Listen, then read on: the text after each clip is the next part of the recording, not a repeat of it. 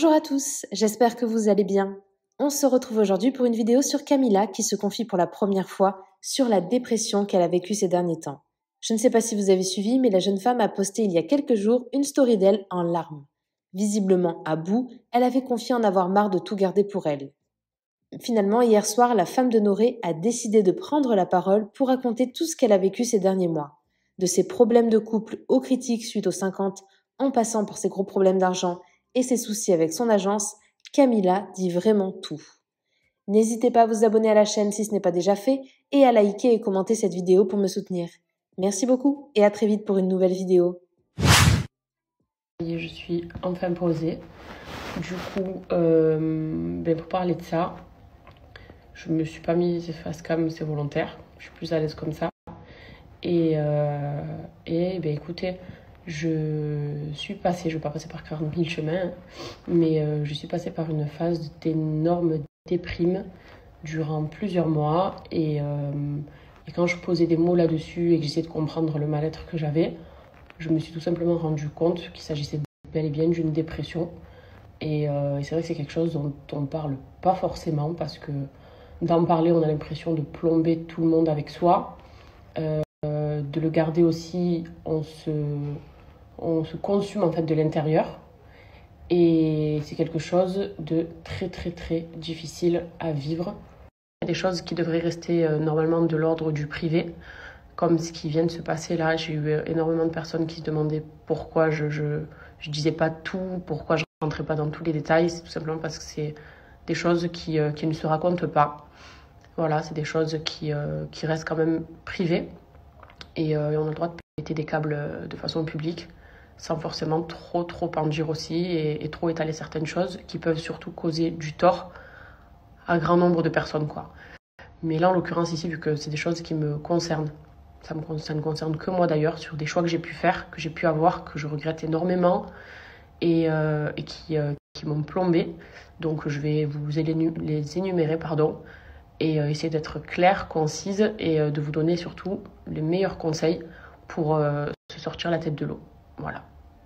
Quand ça a commencé, alors écoutez, ça a commencé aux environs de novembre-décembre de l'année dernière, novembre 2022.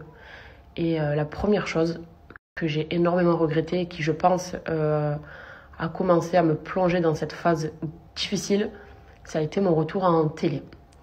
Ça a été l'un de mes plus grands regrets 2022. Vraiment, en 2022, j'ai connu la deuxième meilleure chose de ma vie, la naissance de ma fille. Et la pire chose aussi de cette année, ça a été de refaire un retour en télé. Je l'ai regretté puisqu'on m'a tellement vendu un truc magnifique. Et ça a été au final une cata. Pas pour tout le monde, effectivement. Je sais qu'il y en a beaucoup qui me disent on t'a aimé à la télé. Mais beaucoup ont détesté justement l'image qu'on a renvoyée avec Noré. Et une image, forcément, même s'il y a des personnes qui préfèrent que ça arrangeait bien les gens qui nous aiment pas à la base, mais une image qui est souvent faussée et souvent détournée, forcément. Et c'est pour ça que j'avais arrêté ça, parce que je savais comment ça fonctionnait et que je voulais rester sur de belles notes comme Secret, qui reste la meilleure expérience de ma vie de télé, entre guillemets. Puis on s'est dit, vas-y.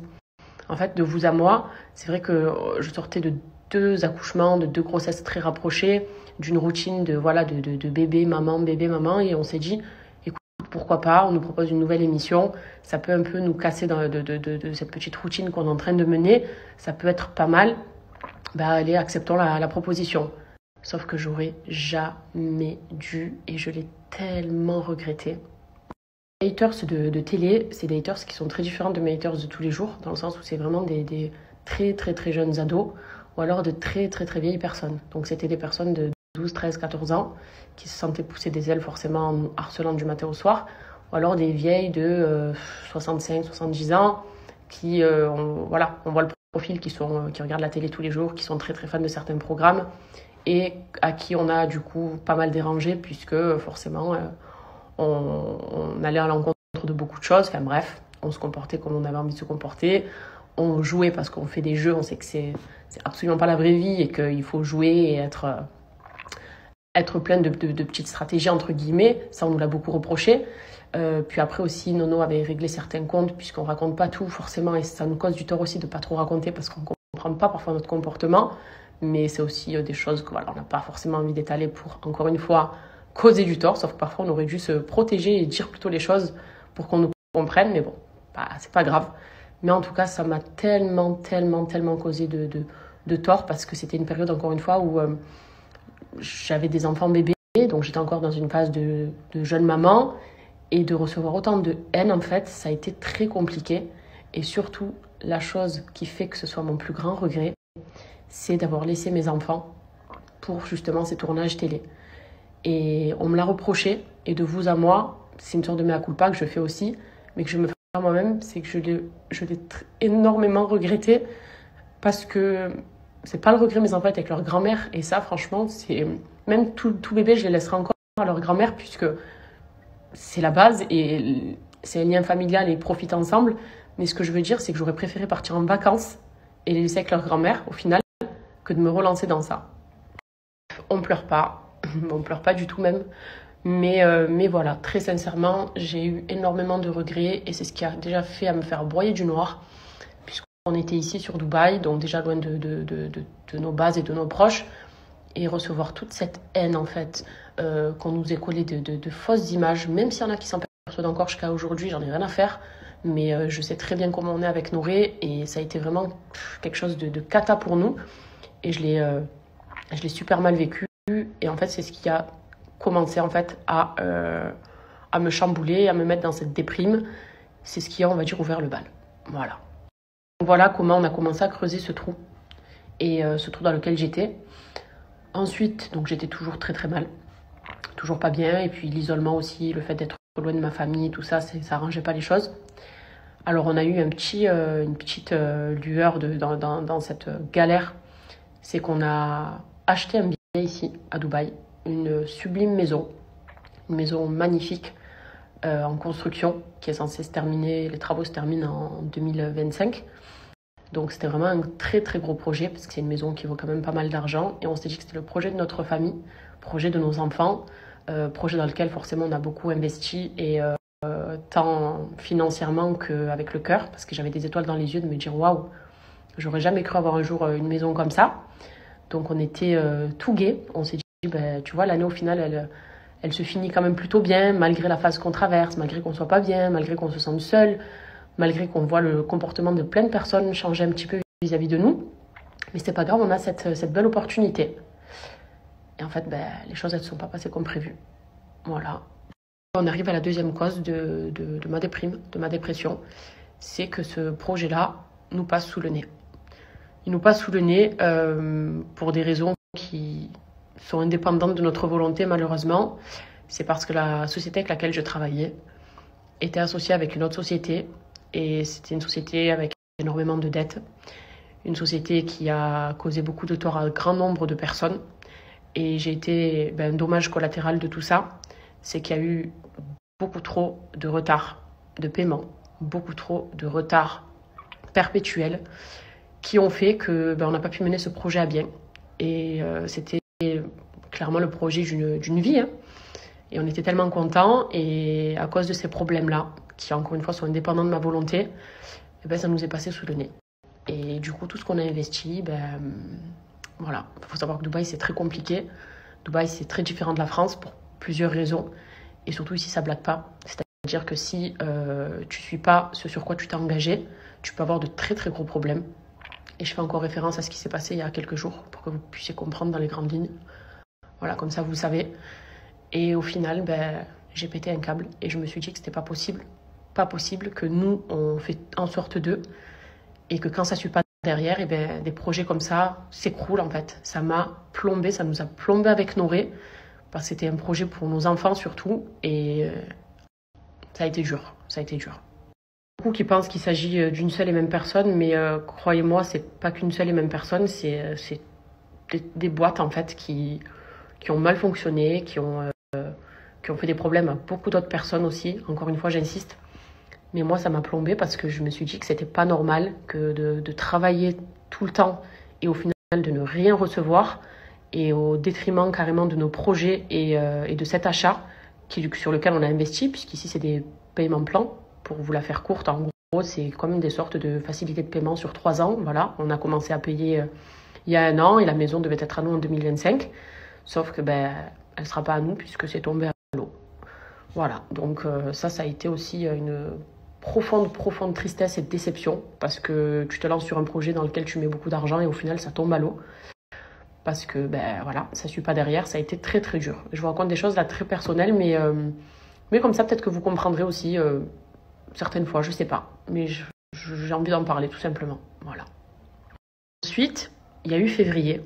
Alors pour celles qui me suivent avec beaucoup d'attention, souvenez-vous quand j'étais en Tanzanie faire mon safari avec Noré, on s'était dit que on voulait partir en amoureux et qu'on en avait besoin parce que ça n'allait pas. Et il y en a beaucoup d'entre vous qui m'ont dit « Cam, s'il te plaît, tu devais nous dire pourquoi ça n'allait pas avec Noré, tu nous en as jamais parlé, etc. » Je vous ai jamais parlé de mes histoires de couple. Je compte pas prendre l'habitude d'ailleurs de le faire parce qu'on m'a toujours reproché de vouloir paraître trop couple parfait, couple goal, sans jamais montrer mes problèmes. Mais je serai toujours comme ça, je les montrerai jamais parce que c'est très privé, c'est comme ça qu'on se préserve. Et je pense que j'ai évité beaucoup de problèmes en me préservant sur ça. Mais comme tous les couples quand même, sachez qu'on a des problèmes forcément de couple, on se dispute. Il y a des hauts, il y a des bas comme chez tout le monde. Même si notre amour, il est quand même plus fort que tout et qu'on a surmonté, disons, les disputes de début de couple il y a déjà des années, ça fait 15 ans qu'on est ensemble. Mais en fait, toute cette pression, tout ce stress, et moi, je broyais réellement du noir, j'étais réellement pas bien. Donc ça se sentait sur notre couple. On se disputait beaucoup pour rien, il y avait des enfants tout petits aussi, c'est le rythme à gérer à la maison. Moi, j'ai commencé à avoir le goût à plus rien, j'ai commencé à vraiment être très mal, et ça se ressentait sur notre couple. Et Nono, on a décidé de partir justement pour s'évader. Ma mère, elle est venue à Dubaï, elle avait gardé les enfants, rappelez-vous. Et on était partis en Tanzanie faire ce safari pour se ressourcer. Parce que notre couple aussi, ça commençait à avoir trop de disputes. Donc je ne veux pas dire que mon couple battait de l'aile parce que je quitterai jamais Noré, il ne me quittera jamais. On fait partie de ces vieux couples unis pour le meilleur et pour le pire.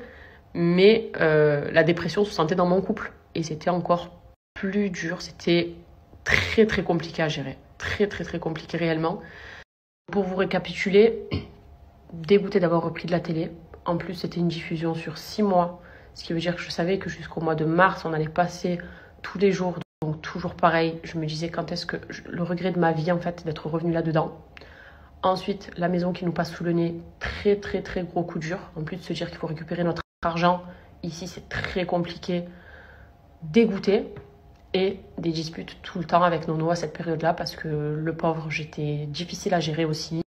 C'est vrai que de se réveiller le matin avec une femme qui pleure tout le temps, qui a plus trop d'appétit, qui a plus trop envie de faire grand-chose, je me lamentais sur mon sort, j'étais vraiment pas bien et très à fleur de peau. Donc forcément, je sais que pour Noré, ça n'a pas été facile aussi. Puis après, lui aussi, il a son caractère. Même quand il me disait juste, c'est bon, ça va, tu te prends la tête pour rien. J'avais tendance à vriller parce que pour moi, c'était pas rien. Je ressentais un réel mal-être à cause de beaucoup de pression, beaucoup d'harcèlement, beaucoup de déception. Et en fait, on craquait, vous voyez, comme quand tu es avec ton mari, que tu te disputes pour une facture, je sais pas, pour un truc qui va pas, le plat il est trop salé. Nous, c'était la même chose pour pas grand-chose, même si au final, la forme, c'était pas grand-chose, mais le fond, il était très lourd et il pesait beaucoup trop de poids sur mes épaules. Mais du coup, c'est ce qui a fait aussi que voilà, ça allait pas forcément bien à la maison et c'était compliqué à gérer. Et du coup, grosse dépression sur ça. Et je me disais, je vais vraiment mal et mon mental va mal et je voulais jamais montrer. Je voyais quand je faisais mes stories, c'était à coup de ça et puis coucou, j'espère que tout le monde va bien alors que moi, j'allais pas bien du tout. Et je ne vais pas dire que je faisais semblant d'aller bien, mais je me protégeais peut-être ou je mettais une carapace, je sais pas comment on peut appeler ça, alors que ça allait pas. Réellement, ça allait pas du tout. Ensuite, s'ajoute à ça forcément, donc c'est encore une cause qui est liée à la deuxième cause, la maison. Ces fameux problèmes dont je vous parlais de retard, qui ont duré des mois et des mois et des mois, et qui du coup, heureusement que je suis quelqu'un qui fait attention à son portefeuille, que je suis quelqu'un qui épargne, que je ne vis pas au-dessus de mes moyens, que je flambe pas mes sous dans tout et n'importe quoi, que je pense énormément à mes enfants. Mais quand voilà, les boîtes avec lesquelles tu travailles te rémunèrent plus, c'est très dur. Si dites-vous que vous vous levez le matin, vous allez bosser et qu'à la fin du mois, c'est que des cacahuètes. Donc un petit peu, encore un petit peu, encore un petit peu, encore beaucoup, encore énormément. Puis un jour, tu pètes un plomb. Et c'était dur parce que c'était indépendant de la volonté de certaines personnes. Mais le problème, c'est que les faits étaient là et que ça t'empêche d'avancer sur plein de trucs. Et que c'est détestable de devoir demander son dû. Donc, c'était en fait des accumulations beaucoup trop lourdes, pesantes et avec de graves conséquences qui s'accumulaient pour moi. Donc, de novembre à, disons, avril, c'était cauchemardesque. C'était une période horrible. Puis après, Gigi, elle a eu ses 1 an au mois d'avril. Donc, on était en train de déjà, notre couple, ça allait mieux puisqu'on se parlait énormément avec Noré. On se disait qu'il ne fallait pas que ces problèmes-là nous atteignent, que sur cette terre, il y a tout qui est éphémère et qu'on avait des enfants en bonne santé, que lui et moi, on s'aimait plus que tout au monde et qu'il ne fallait vraiment pas que ça prenne le dessus. Même si c'est vrai que c'est facile à dire, mais après, quand tu vas mal, surtout moi en tout cas, parce que Noré, c'est le pilier de cette famille et lui, il a des épaules de dingue et il a réussi à tout surmonter. Mais moi, c'était pas la même chose. J'étais très à terre. Et du coup, lui, il relativisait énormément et il m'a aidé à le faire. Donc, je commençais justement en avril, donc c'était le 1 an de ma fille. On s'est ressourcés. C'était un moment heureux parce que vous savez, voilà, moi j'aime beaucoup célébrer les anniversaires, même si je m'en prends plein la gueule à chaque fois par rapport à ça, mais c'est pas grave. Donc c'était un moment gai, puis on commençait à programmer notre retour en France et à se dire que c'est trop bien, on va rentrer, ça va nous faire du bien de retrouver tout le monde parce qu'on se sent seul, qu'on est déprimé, qu'on a envie de voir personne, que je vis très mal beaucoup de choses. Donc on se tardait de rentrer en France et je me suis dit que ça allait aller beaucoup mieux. Donc on est rentré en France et on a retrouvé nos familles. Ça m'a fait un bien fou de retrouver tout le monde, que mes enfants retrouvent leurs grands-parents, leurs cousins, cousines, tata, tonton. C'était un bonheur. Et je me disais que ça allait aller beaucoup mieux. Sauf qu'après, la 4e cause, c'était toujours pareil, donc très difficile. Et 5e cause, on m'a volé ma voiture. On m'a volé ma voiture et en fait, ce vol, ça a été quelque chose de très compliqué puisque c'était une sorte de vol, mais un peu déguisé. Et je l'ai très, très, très mal vécu, extrêmement mal vécu, puisque ça me mettait forcément dans la mouise. Ça mettait mes enfants dans la mouise, ça mettait mon mari dans la mouise. Et te dire que ce genre de choses arrive alors que je pensais que j'étais en train de bien remonter et de me soulager de beaucoup de problèmes. Je me suis dit, mais en fait, non, je ne vais pas me soulager. J'ai encore ces problèmes-là. Quand est-ce que ça va s'arrêter ? Toutes les personnes qui ont subi des cambriolages ou comme nous, ou alors des vols, vous savez ce que ça fait ? C'est un viol. Voilà, on a l'impression on viole son intimité, on connaît ton adresse, on vient jusqu'à chez toi. Quand tu sais qu'en plus les raisons derrière sont des raisons farfelues, je me dis c'est pas possible. C'est pas possible. Je fais en sorte d'être loin de tous les problèmes, de me préserver, de préserver ma famille. On aurait fait en sorte de nous préserver au maximum. Et quand on te ramène les problèmes devant ta porte, j'ai craqué. J'ai craqué, je me suis dit, mais c'est quand est-ce qu'en fait je vais sortir la tête de tout ça ? Quand est-ce que je vais avoir une réelle stabilité ? Parce que j'ai tout pour l'avoir. Et j'ai conscience de ça, forcément. J'ai un mari qui est top avec moi. J'ai 2 beaux enfants en super santé, alhamdoulilah. Que Dieu les garde comme ça jusqu'à la fin de ma vie. Mais je me dis qu'au final, tout ce qu'il y a autour, ça me pourrit, ça me détruit, ça m'étouffe. Vous savez, il y a des phases où tu te réveilles la nuit, à 4h du mat, tu ouvres tes yeux, tu vois ce qu'on tel qu'il est 4h du mat, et que tu as une boule là, une boule d'angoisse, parce que tu sais que les choses ne vont pas, mais que tu fais face et que tu essayes parce que tu es plein d'espoir et que tu penses à ta famille et que tu te dis que dans tous les cas, comme pour chaque problème, les choses s'arrangent, mais qu'en fait, ça ne s'arrange pas. Et encore une fois, tous les problèmes là que je vous ai énumérés, ça continuait en fait. Ça continuait et j'avais toujours certaines déceptions, j'avais toujours certains regrets, certains problèmes en cours qui se rajoutaient. Je me suis dit, mais quand est-ce que ça va se terminer réellement ? Et puis, j'ai eu la chance déjà d'être entourée, premièrement, pas par 15 millions de personnes, puisqu'il n'y a pas besoin d'être entourée par 15 millions de personnes, mais j'ai beaucoup prié, j'ai beaucoup discuté avec mon mari, j'ai beaucoup relativisé parce que j'ai regardé autour de moi et je me suis dit, c'est vrai qu'en fait, tout ce stress, toute cette angoisse, toute cette pression qui m'a rendue vraiment triste au plus haut point et dans, je pense, une grande phase de dépression, c'est pour des choses qui sont éphémères et qui ne sont pas censées m'atteindre. Quand je parle de ce harcèlement de télé, de toutes ces insultes, de tout ça, En fait, c'est des personnes dont je suis censée me foutre au final et que je ne verrai jamais dans ma vie et que je ne connais même pas, ni le nom, ni l'âge. Donc je me suis dit, Cam, tu es sérieuse? À l'époque de Secret, ça pouvait t'atteindre, mais avec les années qui ont passé et les épaules que tu t'es forgées, tu te prends la tête pour ça. Mais vu que c'était mélangé au regret, dont je vous ai parlé aussi, voilà, d'avoir laissé mes enfants pour ces tournages qui au final m'ont apporté que du tort, c'était dur. Mais je me suis dit, allez, hop, hop, on relativise sur ça, déjà. Ensuite, je me suis dit, la maison, c'est que c'était pas notre mektoub, c'était pas notre destin. Vous voyez, je me suis dit, c'est peut-être le bon Dieu qui s'est dit, écoute, je vous réserve mieux que ça, c'est pas celle-là, même si c'était la maison de vos rêves. Croyez-moi, je vous enlève un mal pour un bien. Donc j'ai relativisé comme ça aussi. Ensuite, tout ce qui est lié à l'aspect financier, je me suis dit, patience Cam. Pour tout ce qui est de l'aspect financier, sois patiente. Tu manges, tu as un toit où dormir, tes enfants mangent. Il y a des personnes qui ne mangent pas leur faim, il y a des personnes qui dorment dehors, il y a des personnes qui souffrent beaucoup plus que moi. Relativise et sois patiente surtout, même si je l'ai un peu trop été et que je ne le suis plus. Mais durant cette phase-là, je me suis dit, sois patiente. Et puis dans tous les cas, voilà, il y a la loi qui existe et on me rendra forcément ce que je dois avoir. Donc je me suis dit patiente sur ça aussi.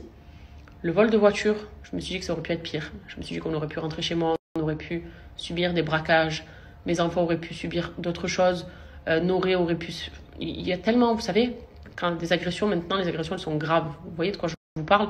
Donc je me suis dit en vrai, on a peut-être évité le pire. Et cette voiture, peut-être qu'aussi elle ne nous était pas destinée, peut-être qu'on aurait fait un accident avec, peut-être qu'il y aurait eu un problème avec cette voiture. Mais tant mieux, c'est encore une fois le bon Dieu qui nous l'a enlevé. Donc chasse ça de ta tête et sois heureuse.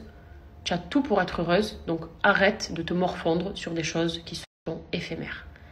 Et c'est tellement dur en fait de se le faire rentrer dans la tête, je vous promets. Là j'en parle parce que je suis sortie de tout ça et que donc je peux en parler de façon avec beaucoup de recul. Mais dans une réelle dépression, tu vois pas le truc comme ça. Tu te dis pas qu'en un claquement de doigts en fait, tu peux ouvrir les yeux et te dire si ça va mieux. Non, pour moi je broyais du noir.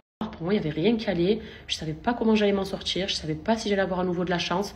Je ne savais pas si j'allais pouvoir moi-même me pardonner des erreurs que j'ai pu faire et effacer ce chagrin et ces regrets que j'avais. Parce que les regrets, comme on dit, il n'y a rien de pire dans la vie. Et j'avais de profonds regrets, vous voyez. Et quand tu déprimes vraiment et que je me sentais incomprise, alors que beaucoup me comprennent, je me sentais seule, alors que je ne suis pas seule, que je suis entourée, je me sentais vraiment triste. Là,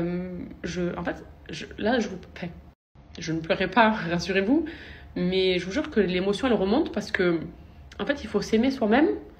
Et je me détestais pas du tout, hein, mais j'avais l'impression d'être d'être le chiffon de moi-même.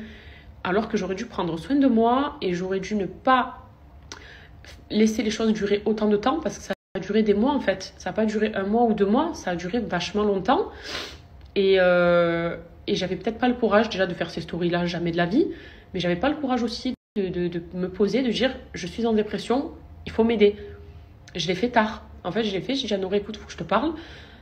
Non, je suis en dépression. Il m'a dit, mais non, mais c'est rien, c'est des coups durs, ça arrive. J'ai dit, Noré, non, je suis en dépression. J'ai regardé sur Internet et tout ce que je ressens, que je suis en train de vivre, les mal-être que j'ai mal à mon corps, j'ai mal à mon esprit, j'ai mal à mon cœur, j'ai des courbatures de partout, c'est une dépression.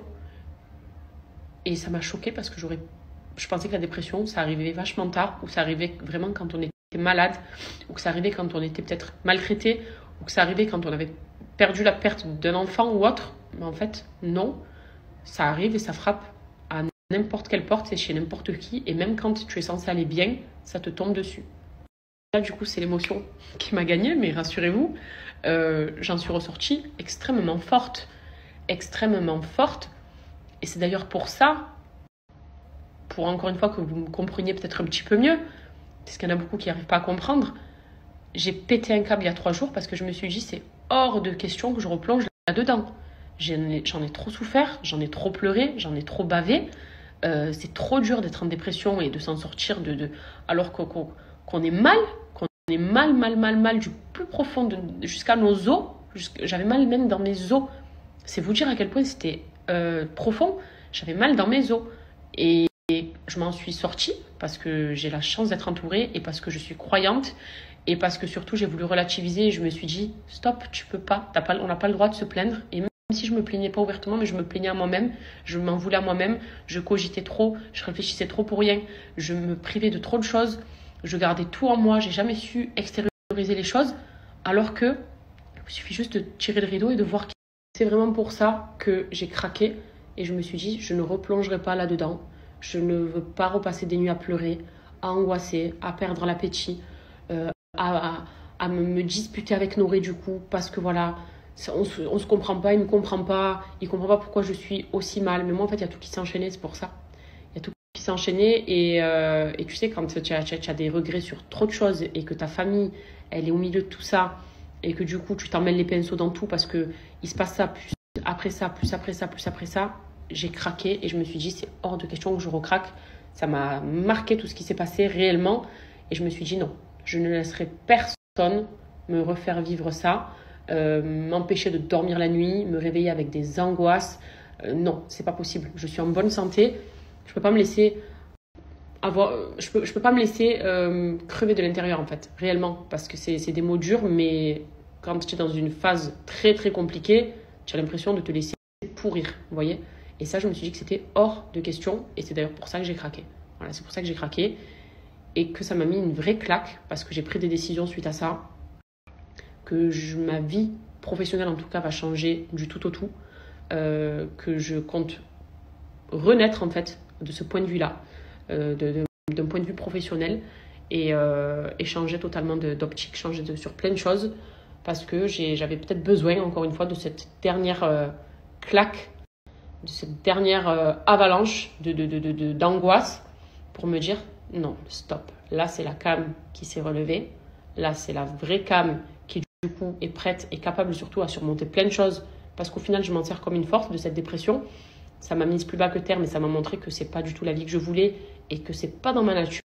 J'ai craqué comme une jeune maman, je pense, qui avait encore certainement quelques hormones et qui avait mal au cœur de trop de choses, mais craquer, c'est pas éternel. Dans ce processus de guérison, en dehors aussi de l'amour que Noré me porte, ça m'a aidé dans 1 million%. Enfin, 1 million, je suis marseillaise, vous savez que j'ai le million facile, mais ça m'a aidé au plus haut point. Voilà, l'amour j'ai ma mère qui est avec moi, je suis entourée, ceux qui m'aiment vraiment, même réellement, et ça fait énormément de bien, parce que je pense que quand tu es mal, la seule chose dont tu as besoin, c'est juste de l'amour, de la gentillesse et de l'attention. J'avais besoin d'attention, même si j'en ai tout le temps. Non, il m'en donne tout le temps, mais parfois, tu as besoin de plus, je crois. Et en dehors de ça, eh bien, il y a eu des choses aussi qui ont fait que ça me redonne confiance sur beaucoup de trucs. Et notamment, j'étais pas sortie de cette phase de dépression et j'ai reçu l'invitation au Festival de Cannes, souvenez-vous. Donc, c'était fin avril, début mai, il me semble. Et j'en revenais pas. Je me suis dit, moi, au Festival de Cannes, parce qu'il faut savoir que quand tu fais de la télé, tu es catalogué, blacklisté de tout. Et vraiment, je dirais que peut-être 90% des personnes qui font de la télé, en général, n'aboutissent pas à grand-chose, ou du moins triment pour. Et je sais de quoi je parle. Et là, me dire que j'étais dégoûtée d'avoir repris ça, que je voulais m'en dépatouiller et me dire que c'est loin derrière moi. Puis je suis invitée par une grande agence, une agence qui gère que des mannequins et des célébrités. D'ailleurs, petit big up à ceux qui pensaient que j'avais acheté une place ou je ne sais quoi. Moi, je vais claquer de l'argent pour faire le Festival de Cannes. Mais oh, j'ai reçu une invite et j'en revenais pas. Et d'ailleurs, c'est grâce à des personnes que j'embrasse très fort et qui vont se reconnaître dans cette story. Et je me suis dit, purée, mais c'est hyper gratifiant. Ça a été énormément critiqué de se dire qu'est-ce qu'une influenceuse fait là-bas, mais je m'en fous, je l'ai fait. Mais je me suis dit, waouh, c'est trop bien. Professionnellement, c'est hyper enrichissant et ça me fait trop plaisir. Donc ça m'a redonné goût à l'univers professionnel, justement, dans lequel j'avais plus aucun goût. Et j'étais heureuse et je me suis dit, c'est peut-être le début d'un renouveau. Ça a été le début d'un renouveau, puisque j'ai après, là, avant de rentrer à Dubaï, donc fin de l'été, fait la Mostra de Venise. La Mostra de Venise qui est le festival du cinéma. Donc c'est quelque chose hyper gratifiant et j'ai encore une fois été invitée. J'ai eu mon accréditation, donc tu payes rien. Il y a beaucoup trop de gens qui y pensaient, d'ailleurs je l'ai tellement lu mais j'ai jamais réagi sur ça, mais on en parle tant qu'à faire, on y est, j'ai ouvert mon cœur, je l'ouvre dans tout, je m'en fous. Et j'ai tellement lu, ils payent leur place ou je ne sais trop quoi. Mais jamais de la vie. Il y a peut-être certaines personnes qui le font, puisque je sais que ça se fait, mais je ne mettrai jamais 1 euro dans ça. Je suis pas folle. Et puis, ça n'a plus le même prestige, ça n'a plus le même goût. Je le dis plus avec autant de fierté à ma mère. Sinon, je dis, maman, j'ai trouvé un bon plan, un filon, parce que je vais... Non, là, c'était maman, je suis invitée. Ma mère, elle avait les larmes aux yeux. Elle m'a dit, ma fille, elle a Mostra de Venise. Je dis, oui, maman. Et pas tout le monde a eu son accréditation. Donc, je me dis, mais waouh, quel privilège. Et surtout, quand tu te dis, tu retournes ta tête, c'est la télé. Et en fait, j'ai réussi à me détacher de la mauvaise image que certaines ont parfois. Alors, pas toutes, encore une fois, pas toutes, mais souvent, c'est ça. Et je m'étais dit, pourquoi je suis retombée là-dedans? Je suis dégoûtée, moi, qui aspirais à de belles choses. Pourquoi j'ai fait cette erreur? Et en fait, je me suis dit, le bon Dieu, il a effacé les peurs et les craintes que j'avais. Et au contraire, il m'a permis de reprendre un autre chemin totalement différent et de me dire, Camilla, ne t'inquiète pas, je suis là et tu accompliras des belles choses et tu réaliseras tes rêves. Et ça m'a donné confiance en moi et ça m'a rendue heureuse forcément. Et je me suis dit, même s'il y a des choses qui ne vont pas, ça, c'est des petites preuves qui font que ça va aller. Même si pour vous, c'est peut-être pas grand-chose, mais pour moi, ça a été un bel accomplissement cette année puisque c'était les plus belles choses auxquelles je pouvais participer en fait, auxquelles je pouvais être invitée et surtout par une grosse agence de mode. Et encore une fois, ça m'a requinqué, vachement requinqué. Merci à toi d'avoir regardé la vidéo jusqu'au bout. N'hésite pas à commenter cet emoji si tu es arrivé jusque-là, ça me permettra de voir ceux qui sont restés jusqu'à la fin. Encore une fois, merci beaucoup et je vous dis à très vite pour une nouvelle vidéo.